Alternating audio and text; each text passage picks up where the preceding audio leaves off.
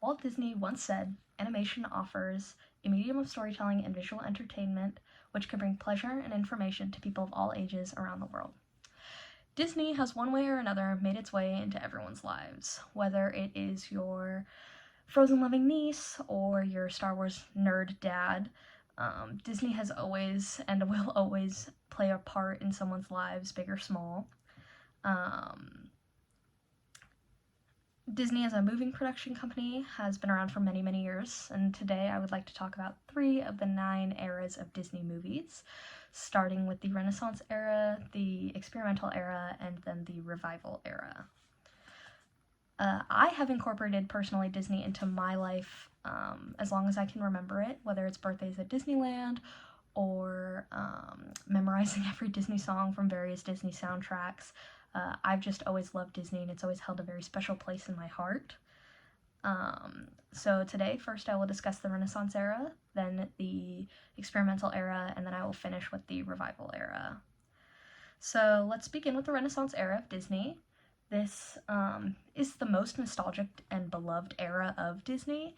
It has that classic Disney feel, but also it incorporated some big changes for Disney at the time. The movies in this era ranged from coming out in 1989 to 1999, and this era included movies such as The Little Mermaid, The Rescuers Down Under, Beauty and the Beast, Aladdin, Lion King, Pocahontas, Hunchback of Notre Dame, Hercules, Mulan, and Tarzan.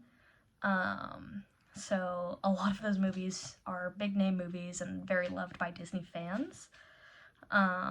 Hercules, most notably Hercules and Aladdin, really changed the plot and just kind of elevated Disney in a way, because these movies don't follow a princess and her love story. They follow a male protagonist who,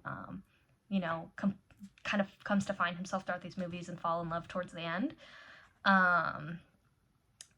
And as well as pretty notable movies, Beauty and the Beast was also the first animated Oscar nomination for Best Picture. And that was very big for Disney at the time because I don't think they've ever experienced anything like that before as a production company. And so, although they changed the focus of a lot of these movies and kind of implemented new plot lines into their original standing kind of ideals, they also kept that nostalgic Disney feel, which is what I think keeps fans coming back and loving these movies so much and makes them live on for generations and generations, because I certainly grew up with these movies, being the youngest of 3 with a significant age gap. These movies definitely made their way into my childhood. So, this era of Disney also followed an era called the Dark Era, and these movies were pretty forgettable. They didn't do well, and just despite all of that, they also just were kind of sad, gloomy movies that people didn't really like. So for the Renaissance era to follow this dark era of Disney, quite literally, people really enjoyed to see Disney progressing and making these big classic hits again. So now that I've discussed the Renaissance era, I'll talk about the experimental era. This era is called the experimental era for a reason. Disney really played around with their animation styles and their plot lines and just kind of the stories they're writing into their movies with this era, which made it kind of, touchy with fans. These movies ranged from 1999 to 2008 and included movies such as Fantasia, Dinosaur, Emperor's New Groove, Lilo and Stitch, Atlantis the Lost City, Treasure Planet, Brother Bear, Home on the Range, Chicken Little, and Meet the Robinsons, as well as Bolt. These movies do kind of reflect Disney's less popular era amongst people, and they don't have a lot of movies that ring a bell. However, the movies that do ring a bell are Meet the Robinsons, Chicken Little, and Lilo and Stitch. And although out of the 3 of those movies, none of them are really ever getting the star treatment like some of the classic Disney films like Aladdin and The Little Mermaid are, Lilo and Stitch is receiving a live action, which kind of just goes to show that it's one of the most popular movies out of this era. And honestly, in my opinion, this era is pretty underrated because all these movies are kind of good. So, since we've discussed the experimental era, we'll go on to the Renaissance era, and this is Disney as we know it. The movies in this era started coming out in 2009 and ended in 2019. This era includes movies such as Princess and the Frog, Tangled, Wreck-It Ralph, Frozen, Big Hero 6, Moana, Zootopia, Wreck-It Ralph Breaks the Internet, and Frozen 2. This era has a love-hate relationship from Disney fans.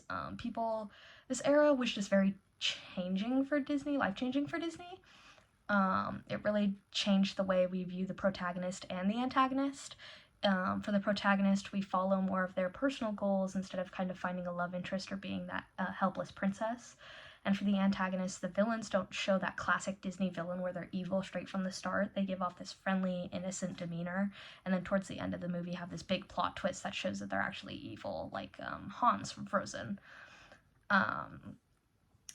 But despite others' opinions, this era of Disney is actually one of Disney's most popular and does really well on the charts.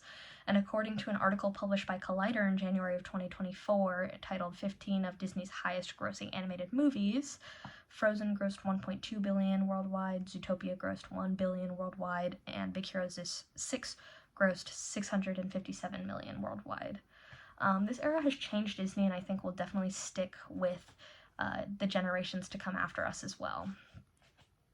So in conclusion, today I've discussed Disney's Renaissance, experimental, and revival eras. And first I discussed the Renaissance era and how it's the most beloved and nostalgic amongst fans. Then I discussed the experimental era and how it's pretty forgettable, although in my opinion underrated.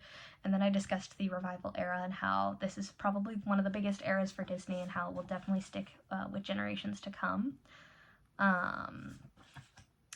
And although there have been bumps in Disney's animation road, there are and always will be. When Disney wrote in Meet the Robinsons, keep moving forward, they really meant it, and they will.